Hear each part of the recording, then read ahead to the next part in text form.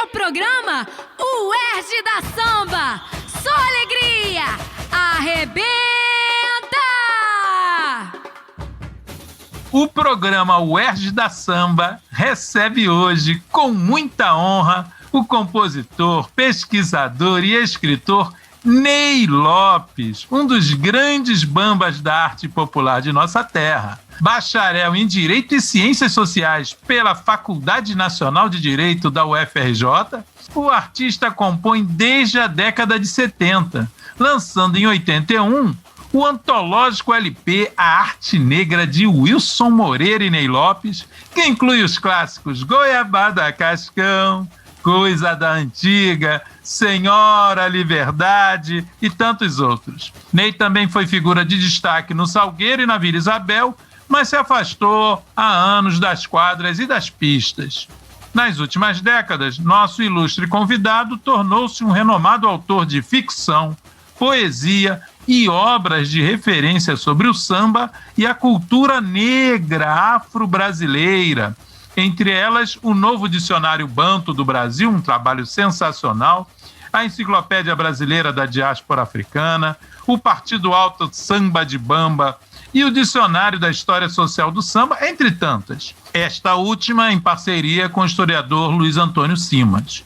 Se não bastasse tamanha atividade, né, uma criatura muito fértil, Ney Lopes ainda aceitou nosso convite para escrever, junto com o jornalista Leonardo Bruno, o volume 7 da coleção do acervo do Samba UERJ, que será dedicado ao Salgueiro, à Academia do Samba, a escola que não é melhor nem pior, apenas diferente. Caríssimo Ney Lopes, seja bem-vindo aos estúdios da nossa Rádio UERJ. Muito obrigado, professor Luiz Ricardo. Eu aceitei esse convite bastante engrandecido. Eu tenho a UERJ na minha vida também, num determinado momento, quando eu criei o Dicionário Banto do Brasil. Foi uma época em que eu não tinha computador ainda, não era essa coisa tão fácil. E foi dentro da UERJ que eu consegui digitalizar o meu trabalho. Graças ao professor José Flávio Saudoso, José Flávio Pessoa. Puxa vida, hein? Mais uma informação preciosa, mais um elo de Ney Lopes com a nossa UERJ. Que coisa boa! Bom, ao melhor estilo de Mário de Andrade, que não era um, mas 300, você se revelou um criador de múltiplas facetas, todas elas muito fecundas e brilhantes. Só para abrir este nosso bate-papo, diga-nos como você vê o Ney, compositor e cantor, dentro dessa trajetória criativa. Como é que foi escrever tantos clássicos do samba com o mestre Wilson Moreira? Como foram as experiências com outros parceiros da nossa dita MPB, como Ivan Lins, Zé Renato, Fátima Guedes? Tudo isso lhe deixou boas lembranças? Evidentemente, a gente quando trabalha com criação, eu acho que cada registro é como se fosse assim uma etapa que você vence, né? E eu conto já com quase caminhando aí para os 380 títulos gravados, né? Em disco, depois veio o CD e agora no ambiente virtual. Então é uma obra bastante densa, a minha obra. Eu não digo que seja melhor ou pior. Isso é, não coisa chega de salgueirense, isso é coisa de salgueirense. Isso é coisa da antiga. Mas então, é uma obra vasta, da mesma forma que a obra em livro já é vasta também. Começou com um livro discutindo a questão das escolas de samba, na década de 70. O livro foi publicado em 1981, foi meu primeiro título publicado, chama-se O Samba na Realidade. É indignado, esse livro é indignado. A época era uma época de indignação, a gente não compreendia o que estava acontecendo, né? E hoje a gente tem uma lógica que se enquadra dentro de toda a estrutura, sociedade, mercado, etc. E tal. Verdade. Não é? Então, hoje a gente compreende e tal, não há como remar contra a maré, né? Sim, compreender é uma coisa, aceitar é outra, né? Compreender e aceitar também, aceitar a história, né? Aceitar o processo histórico, essa é uma questão. Então, hoje eu prefiro refletir sobre a questão, estar aqui nesse papo que certamente vai ser muito produtivo para mim, falando das coisas que eu gosto. Eu tenho uma verdadeira paixão por samba, em todos os aspectos. Eu gosto de esclarecer sempre que o samba é anterior à instituição Escola de Samba. Veio bem depois da apresentação do samba no cenário cultural brasileiro. A Escola de Samba veio depois. E veio exatamente para garantir ao samba um espaço dentro do carnaval carioca. Essa é que é a grande questão. E para legitimar os seus construtores, os seus artistas, os artistas do morro, né, vamos dizer assim, excluídos da grande sociedade, que a gente estava muito próximo ainda da abolição da escravatura, etc. Todo um processo. Então, o que nos motivou muito a discutir a década de 70 é que, a partir da década de 70, essas preocupações que eram dos primeiros sambistas, dos sambistas históricos, né, e quase todos os fundadores eram compositores. Você pega a história da escola de samba, vê os baluartes iniciais, eram todos compositores. Isso tomou um outro caminho na década de 70, no qual essas pessoas perderam o espaço, deixaram de ser reconhecidos como tal.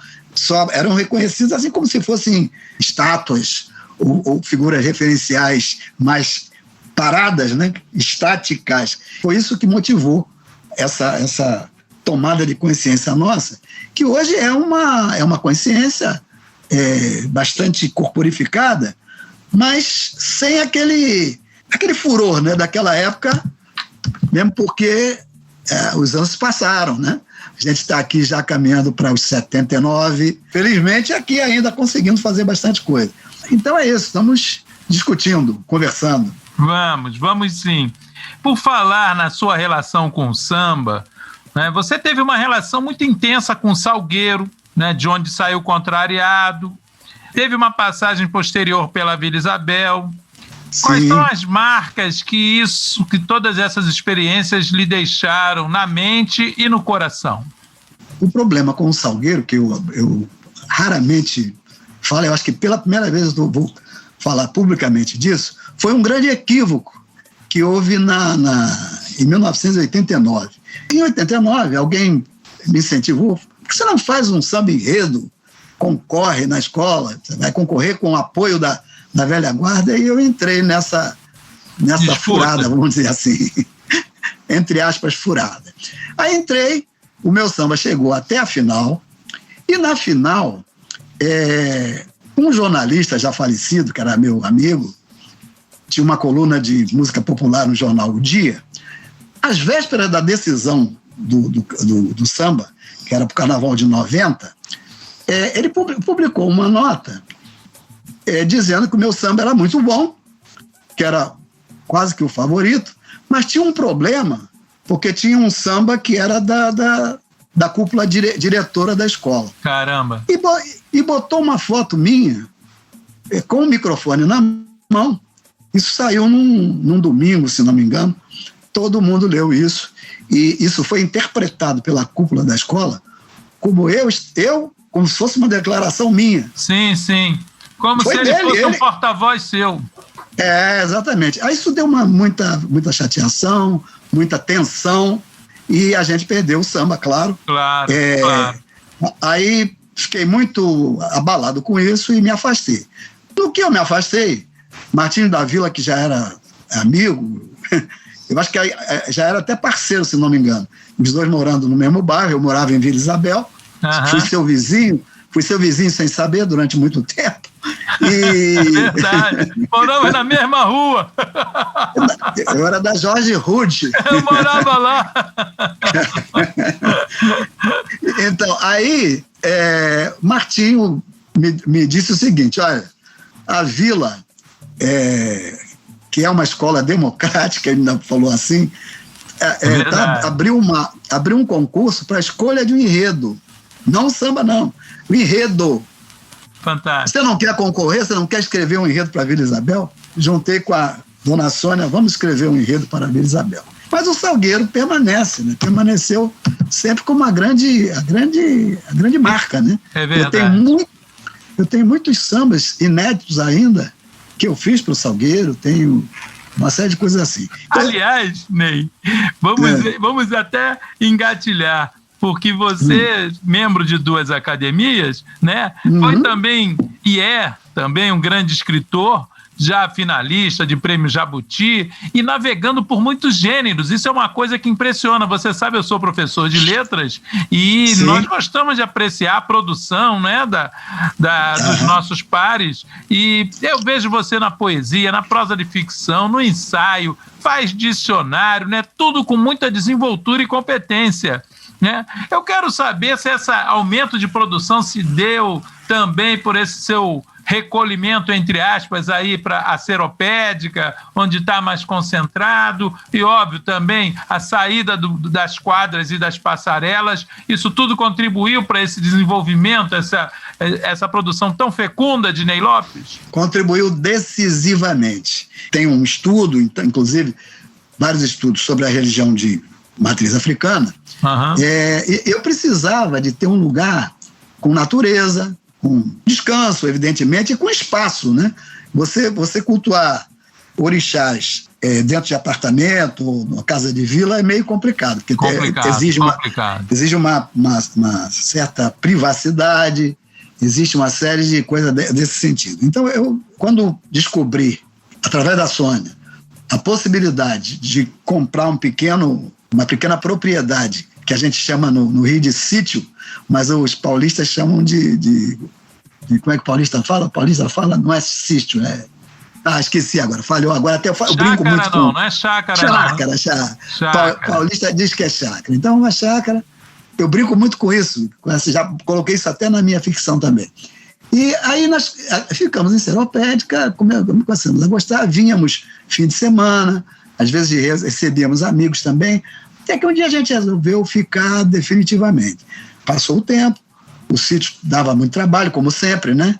E a gente, então, fez uma casa num condomínio que estava se estruturando, abrindo naquele momento.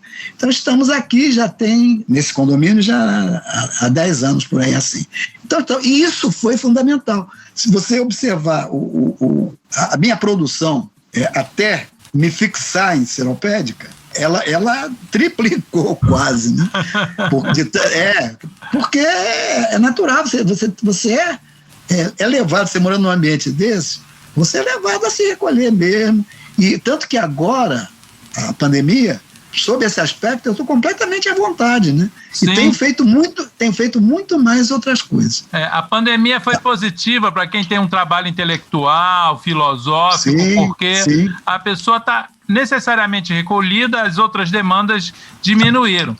Agora, para terminar em nosso papo, que poderia durar horas e dias, se fôssemos evocar todas as experiências vividas, mas explorando esse grande escritor, o Acervo do Samba UERJ convidou, junto com o jornalista Leonardo Bruno, que também escreveu sobre o Salgueiro, já a produzir o próximo volume, posterior ao da Vila Isabel. Veja só que sequência bonita, né? E nós queremos saber, você sente que essa é uma oportunidade de retomar a sua história com o Salgueiro e de poder homenagear aquela agremiação, ou é apenas um trabalho que o pesquisador julga imprescindível em sua trajetória? Como é essa experiência de escrever sobre Salgueiro?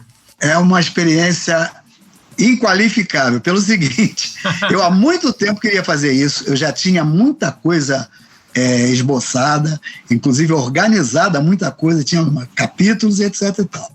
Mas a confusão, a separação meio traumática, né, repisou isso, né, botou para baixo essa ideia. Quando apareceu essa possibilidade, por seu intermédio, e eu já tinha dado uma entrevista para o nosso Leonardo Bruno, para o livro que ele fez, contando alguma coisa e tal, eu costumo dizer o seguinte, eu não tenho uma história dentro do Salgueiro, uma história assim, marcante, mas eu tenho Salgueiro dentro de mim. Então, ter todo esse Salgueiro que eu tenho dentro de mim, com essa força toda, que gosto mesmo, não é brincadeira, não.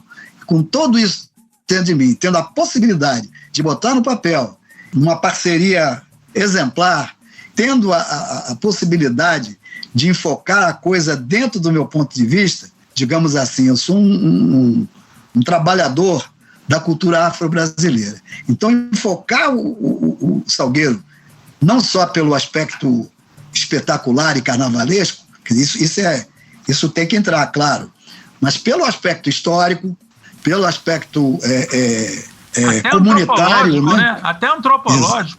Exatamente. E eu acho que a gente vai conseguir fazer isso.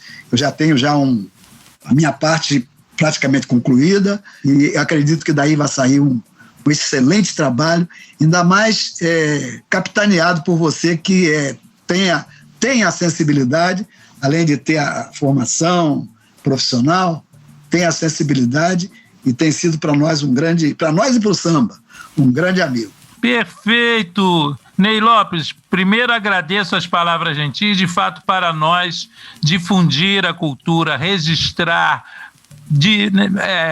da melhor forma possível, é uma tarefa, é uma obrigação da universidade, já que ela é subsidiada pelo dinheiro, né, pelos impostos arrecadados junto à população desse estado, essa população tão sofrida como tem demonstrado a pandemia, que é tratada de maneira tão adversa pelas autoridades. E nós temos de retribuir a quem criou, inclusive a UERJ, que está lá erguida sobre a favela do Esqueleto, né, está no território mangueirense, nós temos de respeitar toda essa produção fantástica. E você virou um grande tutor de toda essa produção, um grande pesquisador. E, claro, aí ao lado de Leonardo Bruno, que escreveu Explode Coração, naquela coleção também sobre o samba, tem condições de exatamente desenvolver um projeto sob essa feição, conjugando a emoção, a vivência, com o estudo aprofundado, com preocupação histórica, antropológica, etnográfica até,